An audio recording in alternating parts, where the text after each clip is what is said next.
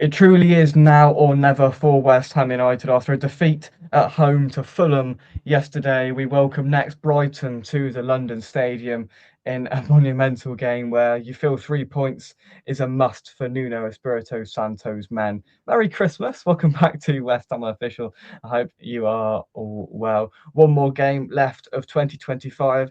A year that's been pretty bleak on the most part for West Ham, but let's hope we can end it on a high. Sam is with me to discuss Tuesday's game. No one knows what day it is anymore. It's Tuesday's game, I think, and it's Sunday today. So I passed the test in that sense. Sam, how are you, mate? Yeah, good. Thanks, Jake. How are you? Not too bad. Not too bad. I would be better if West Ham were doing better. Obviously, because yesterday's game was only yesterday, I feel like we've got to touch on that first of all. The start of a really pivotal period, Sam, and we spoke before the game and sort of came to an agreement that we needed to win, otherwise we're in trouble, and we didn't win, and we are in trouble. Yeah, um, and yeah, I messaged you after the game yesterday to say it felt like being kicked in the stomach when that goal went in for them yesterday. And the more I've reflected on it over the last sort of 24, however many more hours it's been than that now, like I think that really is the best way of thinking about it. We played well. We were the better team for 89 of the 95 minutes or whatever they got played. If not more than that, I think like we were controlled. Even when Fulham were having sort of their periods, they weren't ever a threat until the goal. And even with the goal, they weren't a threat. There was one mistake that happened. And I was thinking about this earlier today. I think the big thing for us at the moment, you sort of covered this in the video this morning, was we're not getting any of the breaks. And at some point that will change. And everyone goes, oh, if you're down the bottom, you never get the luck. And there is an element of that. But there were so many bits yesterday where like every 50-50 decision went Fulham's way. And that's not a criticism of the ref. I thought the ref was fine yesterday. Like I thought that the yellow card for Todibo at the end of the first half was harsh, but then he did exactly the same for a Fulham player at the beginning of the second half. And I was like, okay, that's how you play in the game. No problems. If everyone's getting treated the same, that's cool. But every single 50-50, they were winning. They were getting those decisions. And I think every time that we just needed a tiny bit of luck, it went against us. Bowen's ball that 99 times out of 100 when he was sort of in the second half, that little dink, 99 times out of 100 he would score that. There's not a I mean, we player. were right in line with it, and you could just see it. We were right in line, and it Yeah. just sort of faded past the post. And you were like, if we're sat in sixth, that just nestles in the corner. If that Wilson chance he pulled wide, that nestles in the corner. One of those shots from Somerville and Potts find its way in through a deflection. It's just not going our way at the moment. Not going our way. And at some point that will change. And when it does, and when we do get a victory, I think that the whole dynamic in the team will change. I think that just they will suddenly have some belief because they're playing well enough. I thought we were good yesterday. I thought we were good against Villa and we didn't get the result. I think we played well against Man United. We didn't get a result. I think we played well against Bournemouth for most of the game. We didn't get a result. And I think there was another game where we played well recently, and I can't remember who it was against, but we didn't get a result, whoever it was. At some point, that will break. We will break the back of that and we will win games. And my concern with that is, I mean, we've been better. I listed off all those games in the show last night, and we went through them. Went, right, all these games we've played well. We have been better than the scoreline has suggested. But it's going to become a time potentially where actually the performances fade off a little bit, and then we've got Chelsea, Spurs, Liverpool in the space of a month, and I'm thinking we're probably not going to get results in these games, and these 4 games are the winnable games in the next 6, 7, 8 weeks. Absolutely. Right? So it's all well and good saying that we're doing well, which we are, but well, I mean, we're not doing well. Saying that the performances are okay, and they probably should be enough to get us through what we need to, but we haven't got the conviction, and I can't help but think that's because in the final third we are desperately lacking at the moment. You know, Guilherme seems like he's gone. Somerville is just Ben Rama, just worse. I mean, he's just really not cutting the mustard at the moment. He's getting himself in good positions, and the final ball is poor every time. Paqueta looks lost. Bowen looks like he's lost confidence. Wilson's playing half an hour every game and making us look better, but it's just not quite enough. So we are looking decent in midfield, and we are defensively, barring Scholes' error, we are looking a little bit better. But the reason we're not winning these games is because we have got nothing up front, and the only way that changes is by reinforcements in January. But I'm not going to hold my breath with that, because recruitment is the reason why we're in this mess now, Sam. So we've got to try and find a way to grasp some confidence in the attacking areas to turn this around, and I just can't see it. Yeah, I think it's been clear, and I think really it was clear in the summer. And who knows what goes on behind closed doors? I certainly don't know, and I know there are people that say they do, but I've never had much faith in any of them. But I imagine that we were after another striker in the summer, and it didn't come off. I think it's very clear, and that's what we need. That'll be the first place that Nuno's going shopping, and we're now down to one, unless we're going to include Marshall, but he seems to have disappeared. So God knows what's happened to him. But we're down to one striker. Like, it's Callum Wilson. He's going to give us maybe 60 minutes. I'd have started him yesterday, but I'm not a Premier League manager. And I think starting him would solve some of those problems about, essentially, we'd have either Somerville or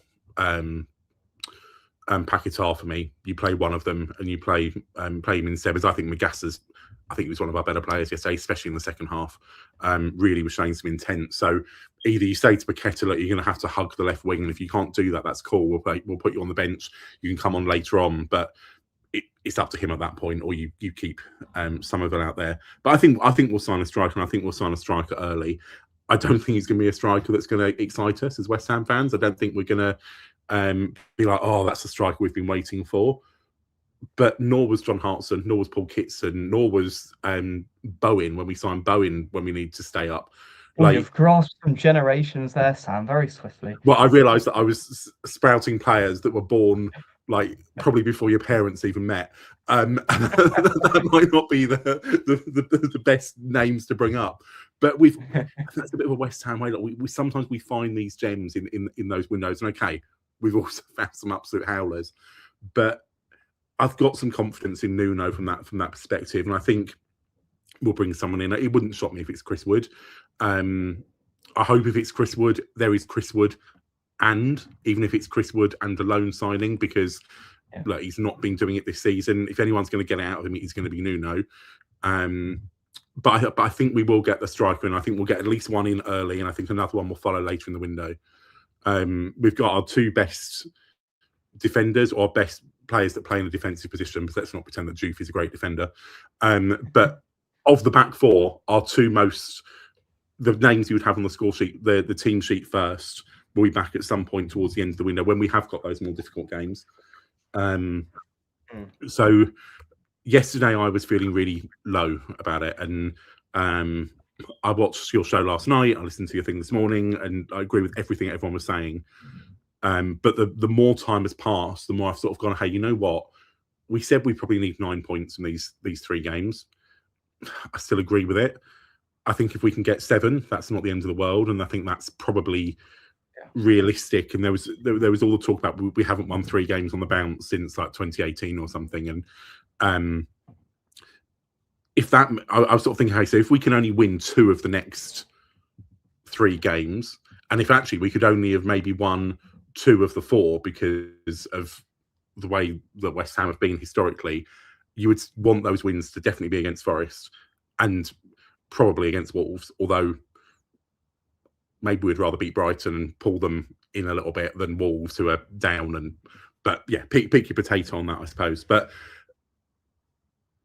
we should have got something out of yesterday, and I hope that the players aren't feeling too bad today. I hope that once they got back in the dressing room, a few people put their arms around Scholes, and I hope he's got a good team around him, whether that's friends, family. Again, I don't know his situation, that have sort of spent today hopefully keeping him off social media, although I don't think it's been that bad, but there's always people there that will be out to attack him and whatever. But just letting him know that, as you said, it wasn't his fault. He made one mistake over 90 minutes. And actually, I thought other than that, he was he was fine. Um, he was good enough. He made one, maybe two howlers yesterday. One of them cost us a goal. But he won't make that same mistake again. I think next time he would put that ball out for a corner, he'd pass it out for a throw on, whatever. It's not going to happen again. The kid's 20 years old or whatever. And I think it will get better. But if we play like we did yesterday, we will pick up results, because those things that didn't quite happen yesterday, and sometimes those we've all been at those games where you're like, we're not going to score today. It doesn't matter what we do. We just are not going to score. And then you're hoping for a 0-0 draw. And it kind of was that yesterday. But there'll be other games. We put 2 past Villa the week before. We put 2 past Man United. We put 2 past, well, everyone's scoring against Bournemouth at the moment. But we have been scoring goals. Yesterday, we didn't look like scoring a goal. But I think, yeah, on another day, all those chances that we talked about at the beginning, one of them will drop for us. And yesterday, I think that would have done it. I think if we'd scored, I don't think Fulham would have come back, because they didn't ever look like scoring. Yeah, absolutely. And it was a game that, I mean, it had 0-0 written all over it, and there was a really depressing feel when that goal went in. I mean, the place there basically emptied, and we've seen that all too many times. And I stood back and leant on the seat and thought, we're going down here, and I've been on a bit of a wave. Yesterday I was like, we're gone, and last night a little bit on the show I was like, okay, maybe we can bring it back. Now I've just watched Leeds this afternoon and I've went, they're everything that we aren't at the moment. They've gone to Sunderland, and they've sort of weathered the storm, and then they've gone at them, and they've got Dominic Calvert-Lewin there who's going to score goals, and they've got intensity. All right, we had a bit of intensity yesterday, but they've got conviction about it as well. And the one thing I noticed is that they commit bodies forward, but then don't look disastrous defensively, whereas we commit about 2 bodies forward and then we still look disastrous defensively. So we haven't for a long time found a balance. Leeds were going forward and pushing and pressing. If we do that maybe once a game, then there's this 30-yard gaping hole in midfield because everybody's up the pitch, and it's a mystery to me how we cannot balance the team and press but then also hold firm defensively. Leeds are looking decent. They've got another point on the board. People say it's just a point, but again, they've got a better goal difference than us. So they're 7 points above us? Call it 8 with goal difference as well. So they are pushing further and further away, and and we were talking about before, Sam, about trying to drag teams into it. At the moment, we're pushing teams out of it, and it's only Forest that we are currently trying to cling on to the coattails of. I agree, and Leeds are a funny one. Because a few weeks ago, there was all the talk that unless they beat Chelsea, they're going to sack their manager, and they go and beat Chelsea. And talk about a team playing for their manager, and fair play to them for doing that. Can they keep it up for another 18 games? Absolutely not. They can't. But I didn't think they'd get anything out of the game today. Sunderland's form has dropped a little bit the last few weeks. They are starting to play a bit more like a promoted team, but look, they've got the points on the board now. They're more than safe. I think the result that pleased me most this weekend was Bournemouth. I've been saying for a few weeks that I think Bournemouth are the team that are going to get dragged into this. Look, they're 10 or 11 points above us, Yeah, but we're halfway through the season, and we've still got to play almost everyone again. No, we still play everyone else. Yes, we haven't played everyone again. Yeah, yes, we have. Yeah, and Wolves Brighton will be the first team to play again. Yeah, that's right. There's 20, and therefore you play 19 games twice, not 18 games twice. Just sorting out my maths. Yeah. But I tell you what, if for the gamblers listening, Bournemouth to go down and Villa to win the league, it's going to happen. What a double that is. Look at Villa yesterday. They looked down and out yesterday. Good odds on that. Yeah. Yeah. But not if it's don't put a bet on if you normally lose, and that means West Ham go down. But no, I've gone like this as well, like you have over the last 24 hours. But at the moment, I'm in a not pessimistic mood about it. Our opponents, Brighton, they are also not in a very good vein of form. Now, Brighton have just been a team that whenever we play them, I've associated them as a pretty good side, and I've just left it at that because they've typically beat us over the last few years.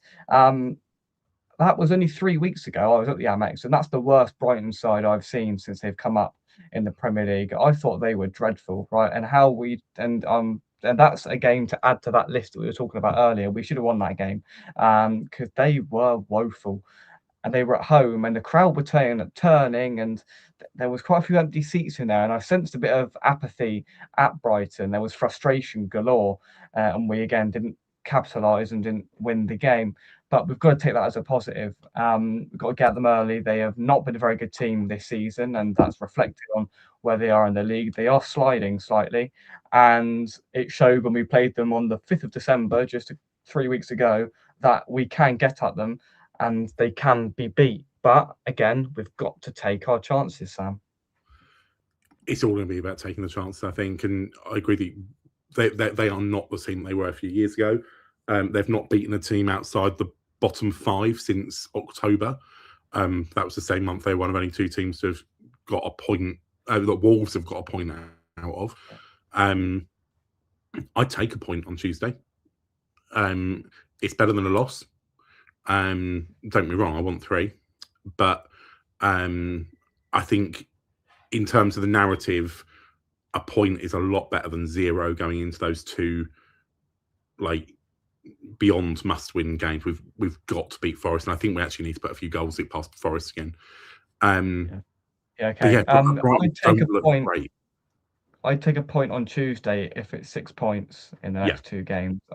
I wouldn't take a point if it's not 6 points in the next 2 games. If it's 0-0. Yeah. So I agree with that. 7 points has got to be the minimum from the 3 games. 9 points, of course, is the perfect scenario, but 7 points has to be the absolute minimum. If it's 6, then all right, that 1 point may come back to bite us in the backside. If it's any less than 6, then we are well and truly done. But we've got to get out on the front foot, and a goal early, something to go off of, and to prove that we can put the ball in the back of the net, and actually we can go out there and do it. So they aren't great. They're 13th and they're sliding, Brighton. There's a lot of teams that are sliding. Newcastle, Brighton, Bournemouth. They're all teams that over the last 24 months we've associated as being very solid and very good, but they've all dropped off, and they're all coming back, and we're looking up and we're just seeing them slide a little bit. So we need to contribute to their slide, and we need to get at them. I mean, we can learn lessons from 3 weeks ago. I mean, it's bizarre. It's really bizarre that this game week is replicated from 3 weeks ago, and that's the same throughout the whole Premier League, where you play the same team twice in the same month. So we've got to use that to our advantage, and we need to learn lessons from the Amex a few weeks ago. Yeah, and as you say, we were good that day, or we weren't bad that day. We should have got more out of the game than what we got, and we were very unlucky at the end. That was the dodgiest of dodgy VAR calls. It was and again, one of those things where that could happen another 5 times worse, and I think the other 4 times it would go our way, because it was. I don't think anyone could really explain how it wasn't within the same phase as for play when it was within the same phase of play. If we go down by 1 or 2 points, then that will be resurfaced. Oh, absolutely, and yeah, I think it's a good time to be playing Brighton. They've got other sort of tough games that they're having to play. Obviously, they are off of losing to Arsenal. Well, they'll have worked harder than probably we did against Fulham. Arsenal would have put it up them a bit more, but look, they've got Man City coming up in this Christmas period. They've got Man United coming up just after that as well. So I don't think it's a bad time to be playing them. And yeah, I think we can get something out of the game. And I think a big shout out as well to the fans yesterday for 70 minutes. Every week I'm saying this at the moment, the atmosphere was good in the ground, and it was until about the 70th minute, and there was the normal 70th minute exodus of all the you can pretty much point out the tourists as they leave on the 70th minute. God knows why, they've got nowhere else better to go, but off they pop, and it does sort of damage it for a few minutes. But actually, again, the crowd kept going until Fulham went 1-0 up yesterday. And it killed the place. I mean, we all knew we'd lost. We all knew, and said earlier, it felt like you were winded, and I think that was true of every single person in the stadium felt winded. So yeah, I think if we can get an early goal, I think if we can get the crowd really getting behind them again, I think we've got a really, really good chance against Brighton. And yeah, who knows what will then happen. Absolutely. Yeah, I mean, it was just, you could tell from on the pitch and from everybody with the West Ham affiliation in that stadium that it was a dagger to the heart when that goal went in, and we were never coming back for it. And when we were walking out to the station, we were like, we probably should have left when the goal went in. We'd have got home a lot quicker. But let's take some comments, see who is with us. Good evening to you all. Frog and a well, thanks for joining us. Hope you are well. Feeling depressed, aren't we all? Aren't we all? Isn't Tuesday going to be joyful? We are on Sky Sports Golf on Tuesday night. So we were on Sky Sports Tennis the other week, and we're now on Sky Sports Golf. So if you're tuning in wanting a bit of Rory McIlroy, then you're going to be disappointed because you're going to have a little bit of Nuno ball instead.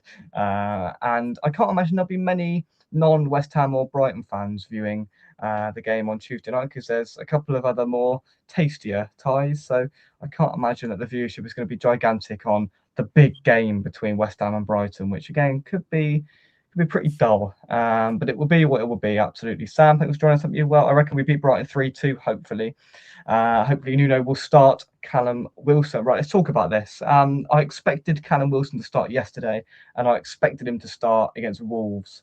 I thought he'd start those 2 out of the 4 games. He hasn't started yesterday. He played 35 minutes yesterday, I think. So now what does he do? Does he play him today and then play him against Forest? Or does he not play him tomorrow and play him in the 2 games in the new year? I don't know, Sam. I don't know. I think after yesterday, and he changed the game when he came on. We were so much better once he came on. That I hope that Nuno has seen that, and I think Somerville and Paquetá are going to struggle to keep their shirts, and I think the lack of options that we have means that at least one of them will start. But I hope it is only one of them will start on Tuesday, and Wilson will come in. It was working well when we had Wilson starting, and then we were bringing Souček on as the finisher in that same sort of bully him up kind of role. I'm not quite sure where that's gone, except for other players being fit. I think we'll see Wilson from the start against Brighton. I think he then might come on like he did against Forest. We might try and replicate that same sort of performance, same sort of thing, possibly. We've got to start him against Wolves, haven't we?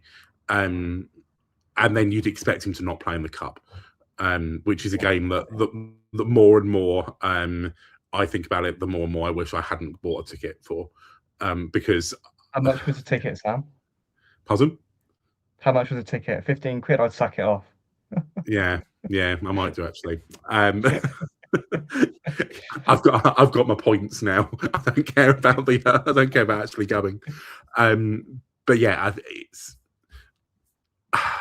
I really hope we start him. I really, really hope we start him. Absolutely, I agree. Right, more comments. Frog and Well says more chance than we had against Fulham form-wise. 1-0 win. I think we'd all take that, wouldn't we? It's a must-win game against Brighton. If we lose or draw, it is over, says Glenn. Thanks for joining us. Right, let's scroll down. Yes, Souček is another player that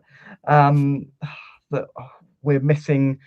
That's what I said last night on the show. We're missing goals in the team, and Souček scored, I think, 9 or 10 goals last season, and we're not playing him, so he's not scoring. And we are desperately missing his goals because nobody is scoring, and that's been our Achilles heel really going forward. At the start of the season, we couldn't defend, and now we can't attack, so it's just flipped on its head, really helpfully, to be honest. But maybe Souček to be included, but then again, he's not going to come in for one of the 3 midfielders, is he? So he's going to come on for an attacking player and play this Paquetá floaty wing up front, not really sure position, which is working wonders, Sam, isn't it? I don't know what it is with Paquetá, because I think even I've forgotten where he plays. Like where is he meant to be playing in any formation? But he's not going to sit back in the centre of midfield. I think he wants to be there in like a number 10 kind of role. which is sort of where he kind of is. But I don't know. I'd be dropping Paqueta. Personally, I'd be dropping Paqueta, bringing in a striker, bring Paqueta on later on, because I think Fernandez yesterday looked tired by the end. Well, you could bring on Paqueta for Fernandez. I can sort of see how that could kind of work. That might be a more natural fit for him, a bit more in the middle of the park, but a bit attacking. Possibly there with Souček, that then you've got that sort of like bully boy in midfield sort of thing. If you bring him on for Wilson later on, it would be Souček. It would be him for me, because ultimately we've got a left winger who can play on the left wing. But Nuno doesn't seem to particularly like players playing in their natural positions. So it may well be that we see Bowen on the left and Benrahma on the right, and God knows who through the middle. But yeah, personally for me, I'd be dropping Lucas tomorrow. Before we move on to a prediction, I feel like we've got to talk about Ollie Scholes. There's nobody else to come in to his position. I do feel from a little bit. We spoke about it at length last night. I spoke about it this morning as well. But it's a difficult situation whereby it's not his fault, the position he's in, but it's not going to get any easier, and he's got to face the music, because, you know, unless he's going to pull a rabbit out of a hat and put somebody else there, then it's going to be Ollie Scholes again Tuesday for another big game. It's going to be Ollie Scholes again next Saturday for an even bigger game, Sam, and he's got to hopefully use it and grow as a result. Yeah, and I think he will. We've given him a real baptism of fire in that position. And look, Fulham was one of the easier games in terms of the opposition he was facing. But look, the guy made one mistake in the game, or one big mistake in the game. I thought he was solid otherwise. I actually thought the back four were pretty solid yesterday. Not often I've used that word about Max Kilman, but he made some good interceptions yesterday. We were both shocked when it was him and not the Greek bloke yesterday that was starting. I really hope that the reaction to a defensive mistake is not to revert to the back five and we play five at the back, then potentially then messing up the three in midfield ahead of them, who I think are playing well together, so as that we can then accommodate playing false nines in Paquetá or whatever. That's not the answer. Nuno, if you're watching, I know you're a big fan. Let's not go with that. I like Ollie Scholes. I like him a lot. But I was thinking this yesterday. I meant to say something before the game to you because I noticed it and then I forgot. Then I meant to say something after the game and I forgot, but I've remembered. When they were reading out the team sheet yesterday, and him and Potts are one apart when they read out the team sheets. They read out Ollie Scholes and then they read out Potts. Yeah. So they read out Ollie Scholes and then they went, he's one of our own, Potts. But Scholes is one of our own. Yeah. He's young Hammer of the Year or whatever the proper title is. If we're going to go down that route, do it for both of them. You can't single it out like, okay, Potts is the man at the moment. Potts will win young Hammer of the Year. He might even win Hammer of the Year this year, the way he's playing. But you've got to do it for both. And I think even just sort of those sort of small little things, and it will just be something the stadium announcers done yesterday. But I noticed it, and I was in the concourse. Yeah. And therefore, Ollie Scholes has definitely noticed it. And I think all those little bits of narrative, they're the sort of things that can really get to the kids. So it's tiny. It's a tiny little thing for them to change in the stadium announcers book. But give the guy some confidence. And I hope that when the team sheet is read out, not just right before the game when they do it, but also that bit early when the players are warming up and whatever, every single person that is in their seat needs to be cheering Ollie Scholes tomorrow. Let's remind him sort of that we're behind him. We can't afford to get on his back like we did with Hermansen earlier in the season. Look, Hermansen's no good. He's not good enough for the style of football we were playing. But I really hope we don't do that to Ollie Scholes. He's a good lad. He's a West Ham boy. He cares what happens to this football club. And if we go down, he's our left back next season. Jiff isn't hanging around. Ollie Scholes will be our left back next season. George Earthy will be will be in the team. Potts will be in the team. These are the players that are going to be the future of the club. Probably whatever league we're in, but certainly if he keeps going like it is at the moment, these are the players that our rebuild is going to be built around, and we need to be getting behind them. Absolutely. No, I agree. Frog and well, we're only 40-1 to win the FA Cup. Don't risk much, do they? I wouldn't put a pound on that. Yeah, maybe Nuno can pull a rabbit out of the hat and play Mr. Gilman. So he could mix things around and put somebody else at left back, but I don't. I think that's incredibly detrimental to the team and to probably Ollie Scholes' development. So play him again and let's see what he's made of and see what character he is. Right, a prediction, Sam? 1-1. I don't think I've ever predicted a more positive prediction than you. But I think I'm gonna have to because we need to win, and I'm gonna. Um, I like the 3-2 from earlier. I can see that happening. So I'm gonna go with whoever said that earlier. 3-2 to West Ham. I was gonna go 2-1, but I feel like I predict 2-1 every week, and it's just boring. So let's jazz it up a bit. 3-2. That was my other choice. Was 2-1 West Ham. And I was like, I can't do 2-1 again. Like, yeah. For the but I tell you 15th what, week it's 3-2 West Ham. That is gonna be a great night under the lights, Tuesday night over Christmas. That could be absolutely amazing in there. And again, the club, get the fireworks going, treat it like a European night, do all those things that we used to do, intimidate the opposition before the game. It works so well when we're in Europe. Let's get all of that going again on Tuesday night. Yeah, absolutely. And not a poxy light show, do a proper one. Let's do it properly because the last one that I was at, I think it was the Brentford game. It was probably the worst light show that I've ever seen in all of my time, and I haven't seen many of them, but that was pretty poor. So let's do it properly and let's try and generate something because I'm expecting the place to be 80% full on Tuesday. I'm expecting to see even more empty seats than normal. To be honest, just after Saturday, there's going to be a few people that are going to go, you know what, I can't be arsed. And so it's not going to be full. I mean, it never is full, but it's going to be even less full than normal, I think.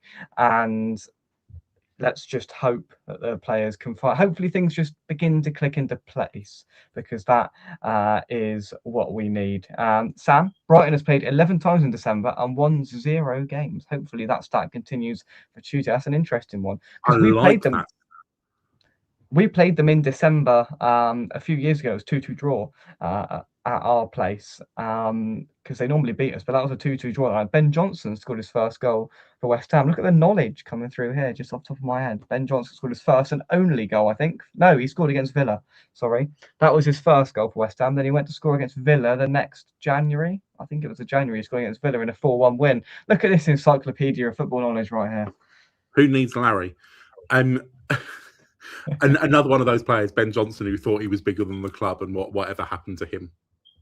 Exactly. Let's hope Ollie Scholes doesn't go down the same route. Thank you very much indeed, everybody, for getting involved. Drop a like on the video and subscribe to West Ham Official if you are new. We may well, or probably not, maybe. I'll just leave it out there. Maybe a build-up show on Tuesday, depending on what's going on in the world of Jake. So there might be a build-up show, but there'll be a reaction afterwards where hopefully I am not grunting away again as I was yesterday. And I'm glad to be not doing mine. Do you know what? I don't know if you watched my reaction, Sam, from afterwards, but that music did my head in case you couldn't notice that music after the game, because I was expecting boos and we walked out about a minute to go and I was thinking, right, these boos can come through in a minute. I've never heard the music in that place so loud at full time in all my life. It's almost like they went, right, let's crank it up to stop the boos. They definitely cranked up. There were boos, but the music was definitely louder than it normally is yesterday. Yeah. And I think it's normally only one song after full time, but no, they were playing multiple yesterday. It kept going. Yeah, and it was a really upbeat song as well, and it was doing my head in. And I was like, this is not a time for a really upbeat, happy song. Like, yeah, Mr. Brightside was the second one on. It's like this has no place here. Just read the room. Read the room. Anyway, right, I had to just rant about that because I was trying to talk and trying to think, and all I could hear was that stupid song in my head, and it really didn't help the quality of the match review. So the match review will be done here on Tuesday with no stupid music in the background. Wolves on Saturday, I can't guarantee whether there'll be any stupid music in the background after we've lost 1-0 away with a Kilman goal to Wolves on Saturday. Yes, that is a preview to the preview where I predict West Ham to lose 1-0 on Saturday because it's going to happen. I can tell you right now. And Kilman will I'll be more positive than you for that preview then. Yeah, yeah, it is the most West Ham thing ever. We will lose that game 1-0 and break their 19 loss streak. It's going to happen, but that is down the road. Let's focus on Brighton. Sam, thank you very much indeed. Enjoy the next couple of days of festivities where no one knows what day it is or what's going on. I'm back at work, so I know full well that it's Monday and Tuesday. Oh dear. But I will enjoy them anyway. Have a joyous time from us. Come on, you eyes, and we will see you soon right here on West Ham Unofficial. Thank you very much, and bye bye. Thanks. Bye bye.